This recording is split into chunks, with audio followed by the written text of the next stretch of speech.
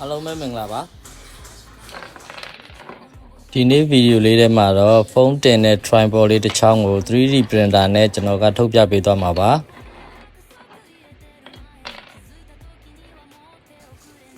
ဗီဒီယိုထဲမှာမြင်ရတဲ့အတိုင်းပဲထွက်လာတဲ့အစိပ်ပိုင်းတွေကတော့အများကြီးပေါ့ဗျာ printer ကထွက်လာတဲ့အစိပ်ပိုင်းတွေကိုလည်း print ထုတ်စဉ်ကလိုအပ်လို့ support ထောက်ထားတာလေးတွေကိုလည်းတစ်ခုချင်းစီပြန်ဖြုတ်ပေးရပါတယ်ဒီဟာလေးကတော့ tripod ရဲ့အောက်ခြေ6တော့3ချောင်းပေါ့ဗျာ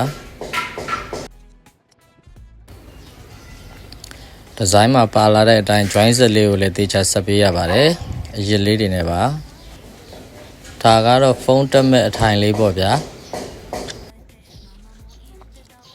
printer ထွက်လာတဲ့ quality ကိုလည်းတစ်ချက် show လိုက်ပါဦး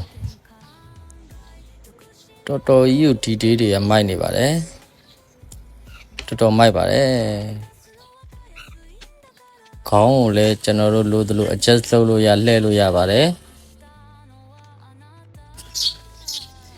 ဒါလေးကတော့ final result လေးပဲဖြစ်ပါတယ် 3D printer ထွက်လာတဲ့ tripod ပါဒါအလယ်ကတော့ digital ကဝယ်ထားတဲ့ tripod ပါအနောက်ကတော့ကျွန်တော်ရဲ့ camera tripod ဖြစ်ပါတယ်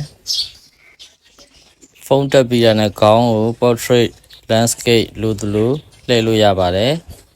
ကျွန်တော်ဖုန်းလေးတက်ပြီးလှည့်ပြပေးထားပါတယ်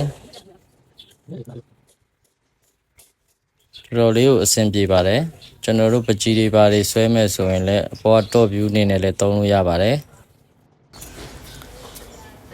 နောက်ဆုံး selfie stick အနေနဲ့သုံးလို့ရအောင်ပါ selfie stick အနေနဲ့လည်းသုံးလို့ရပါတယ်တော်လေးကိုမိုက်ပါတယ် 3D printer နဲ့ထုတ်တဲ့ပစ္စည်းတွေက quality ကောင်းတယ်ဆိုပေမဲ့ print ထုတ်ချိန်ကအရန်ကိုကြာပါတယ်ဒီဟာလေးတစ်ချောင်းကိုကျွန်တော်17နာရီလောက်ချိန်ပေးပြီးထုတ်လိုက်ရပါတယ်ဗီဒီယိုလေးကိုအဆုံးထိကြည့်ရှုပြီးလို့အားလုံးကျေးဇူးတင်ပါတယ်နောက်တစ်ဗီဒီယိုများမှာလည်းကျွန်တော် 3D printer နဲ့ဘယ်လိုပစ္စည်းလေးတွေထုတ်လို့ရလဲဆိုတာကိုရိုက်ကူးပြသပေးသွားမှာဖြစ်လို့ကျွန်တော်ရဲ့အကောင့်ကို follow မလုပ်ရသေးရင်လည်း follow လုပ်ခဲ့ပြီးအားပေးနိုင်ပါတယ်